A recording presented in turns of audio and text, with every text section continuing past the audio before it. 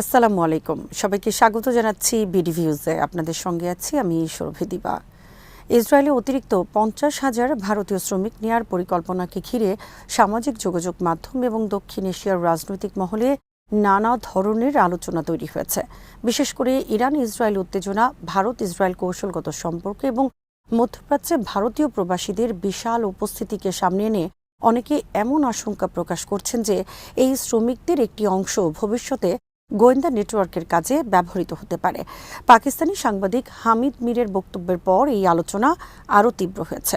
তবে বাস্তবতা, ভূ রাজনীতি, গোয়েন্দা কার্যক্রমের প্রকৃতি এবং আন্তর্জাতিক শ্রমবাজার সবকিছু ঠান্ডা মাথায় বিশ্লেষণ করলে দেখা যায় বিষয়টি যতটা নাটকীয়ভাবে উপস্থাপন করা হচ্ছে, বাস্তবতা সম্ভবত তার চেয়ে অনেক বেশি জটিল। আরও বিস্তারিত থাকছে ওয়াহিদ ফারুকীর প্রতিবেদনে।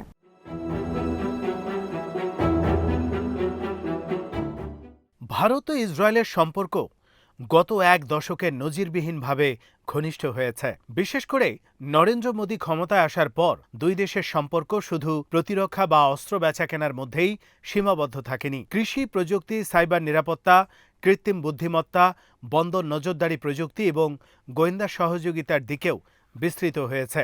ভারত বিশ্বের বৃহত্তম অস্ত্র আমদানিকারক দেশগুলোর একটি, আর ইসরায়েল ভারতের অন্যতম বড় প্রতিরক্ষা সরবরাহকারী। ড্রোন, রাডার, ক্ষেপণাস্ত্র প্রতিরক্ষা ব্যবস্থা, সীমান্ত নজরদারি প্রযুক্তি, বহু ক্ষেত্রেই দুই দেশ একসাথে কাজ করছে। ফলে ভারতীয় শ্রমিকদের ইসরায়েলে প্রবেশকে অনেকে শুধু শ্রমবাজারের বিষয় হিসেবে দেখছেন না, বরং বৃহত্তর কৌশলগত অংশীদারিত্বের অংশ হিসেবেও দেখছেন।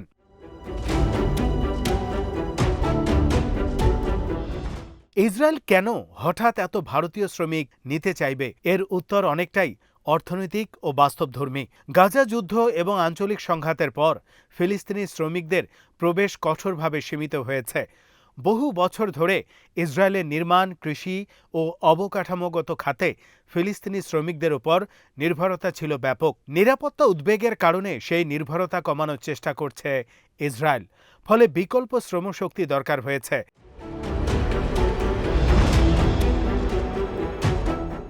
ভারত, নেপাল, শ্রীলঙ্কা এবং কিছু আফ্রিকান দেশ থেকে শ্রমিক আনার পরিকল্পনা সেই শূন্যতা পূরণের অংশ। ভারতও এই সুযোগকে অর্থনৈতিকভাবে লাভজনক হিসেবে দেখছে।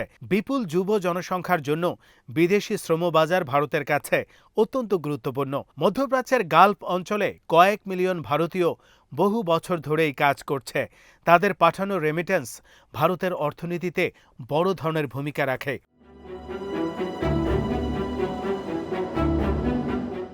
তবে যারা সন্দেহ প্রকাশ করছেন তাদের যুক্তিও পুরোপুরি উড়িয়ে যেতে চায় না। কারণ ইতিহাসে বহুবার দেখা গেছে যে বিভিন্ন রাষ্ট্র তাদের প্রবাসী কমিউনিটি, ব্যবসায়ী নেটওয়ার্ক, শিক্ষার্থী, এনজিও কর্মী বা শ্রমিকদের মধ্য থেকে তথ্য সংগ্রহের জন্য লোক নিয়োগ করেছে। শুধু মোসাদ নয়, বরং CIA, KGB, MI6 এমনকি আঞ্চলিক শক্তিগুলো বিভিন্ন সময়ে এমন কাজ করেছে।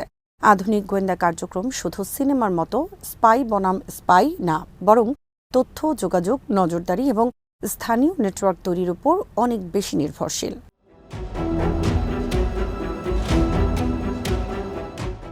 মধ্যপ্রাচ্যে ভারতীয়দের উপস্থিতি এতটাই ব্যাপক যে তারা সহজেই জনস্রোতের মধ্যে মিশে যেতে পারে। সৌদি আরব, কাতার, সংযুক্ত আরব আমিরাত, কুয়েত, ওমান, প্রায় সব গালফ রাষ্ট্রেই ভারতীয় শ্রমিক, প্রকৌশলী, ডাক্তার, ব্যবসায়ী এবং IT কর্মীরা বহু বছর ধরে কাজ করছেন। এই বিশাল প্রবাসী কমিউনিটির ভেতর থেকে কাউকে গোপনে গোয়েন্দা কাজে ব্যবহার করা তাত্ত্বিকভাবে অসম্ভব নয়, বরং আন্তর্জাতিক গোয়েন্দা সংস্থাগুলো সাধারণত এমন মানুষকেই পছন্দ করে যাদের উপস্থিতি স্বাভাবিক মনে হয়।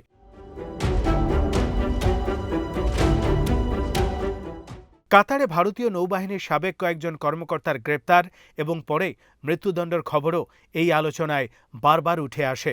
যদিও পুরো ঘটনার বিস্তারিত কখনো প্রকাশ্যে পরিষ্কার হয়নি, তবুও অনেক বিশ্লেষক ধারণা করেছিলেন যে তাদের বিরুদ্ধে সংবেদনশীল তথ্য পাচারের অভিযোগ ছিল। এই ধরনের ঘটনা দক্ষিণ এশিয়ার সন্দেহ ও আতঙ্ককে বাড়িয়ে দেয়। একইভাবে ইরানেও অতীতে বিদেশি নাগরিকদের গুপ্তচর বৃত্তির অভিযোগে আটক করার ঘটনা ঘটেছে। ফলে ভারতীয়দের ব্যবহার করা হতে পারে, এই শঙ্কা সম্পূর্ণ কাল্পনিক নয়।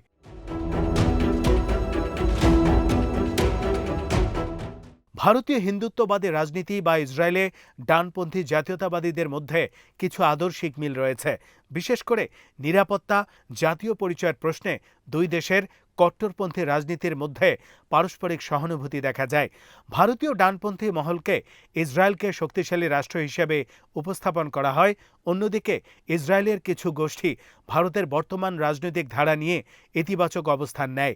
তবে এটাকে সরাসরি সমস্ত ভারতীয় মুসলিম বিদ্বেষ বা সব ভারতীয় ইসরায়েলের হয়ে কাজ করবে এমনটা বাস্তবসম্মত নাও হতে পারে। ভারতের ভেতরেই বিশাল মুসলিম জনগোষ্ঠী রয়েছে এবং ভারতীয় সমাজ রাজনৈতিকভাবে বহুমাত্রিক।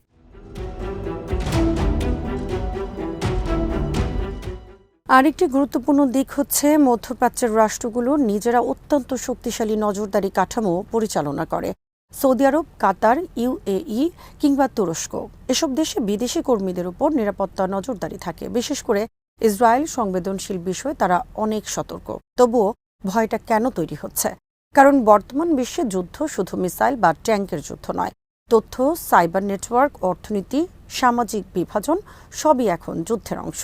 মানুষ বুঝতে পারছে যে আধুনিক রাষ্ট্রগুলো অনেক সূক্ষ্মভাবে প্রভাব বিস্তার করে।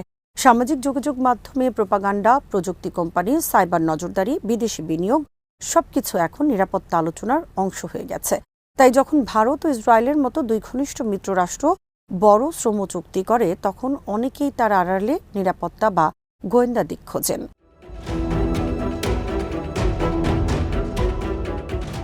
হামিদ মিরের বক্তব্য মূলত একটি জিওপলিটিক্যাল সতর্কবার্তা হিসেবে দেখা যেতে পারে। পাকিস্তান দীর্ঘদিন ধরেই ভারত ইসরায়েল সম্পর্ককে নিরাপত্তা হুমকি হিসেবে দেখে। পাকিস্তানি সামরিক ও কূটনৈতিক বিশ্লেষণে প্রায় বলা হয় যে ভারত ইসরায়েলের প্রযুক্তি ও গোয়েন্দা অভিজ্ঞতা ব্যবহার করে দক্ষিণ এশিয়ায় নিজের অবস্থান শক্তিশালী করছে।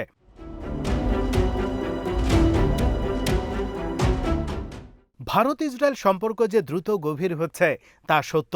মধ্যপ্রাচ্যে ভারতীয়দের উপস্থিতি যে কৌশলগতভাবে গুরুত্বপূর্ণ সেটাও সত্য।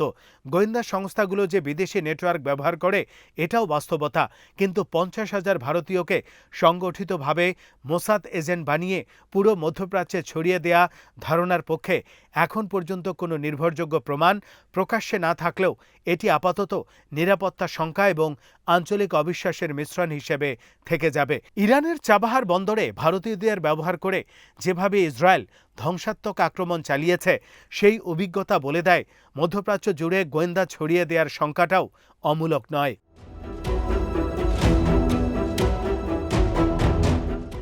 আজ এখানেই শেষ করছি। সবাই ভালো থাকুন, সুস্থ থাকুন আর দেখতে থাকুন বিডি ভিউজ। চ্যানেলটি ভালো লাগলে সাবস্ক্রাইব করুন। আল্লাহ হাফেজ।